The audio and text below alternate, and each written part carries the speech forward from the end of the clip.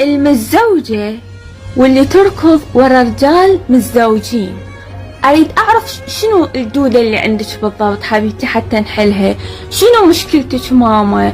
أنت مو عندك رجال؟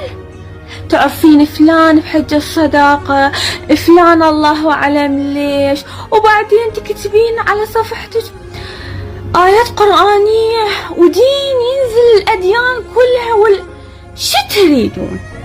متزوجة وزوجك يحبك ويحترمك وتركضين ورا رجال؟ والبنات العازبات اللي يركضونها ورا متزوج، شنو الموضوع يعني؟ المتزوج عليه عسل والما متزوجين عليهم بصل؟ شنو سالفتكم؟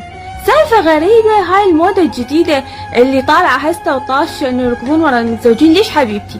والشباب موجودين وعلى من يشيلوا يا مكثرهم تركضون ورا المتزوج. ايش معنى؟ عارفة حتقولين الغلط مو بس على البنات، الغلط على الرجال. ايه حبيبتي بس الرجال لما يشوف وحدة تركض وراه يستحلى الموضوع، يعتبرها رخيصة عادي يعني الموضوع.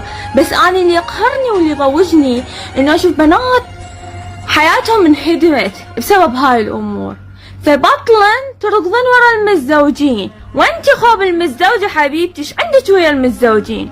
شنو قولينا شنو؟ ممكن نلقالك علاج، نلقالك حل بدل ما انتي قاعدة تقمزين من واحد لواحد.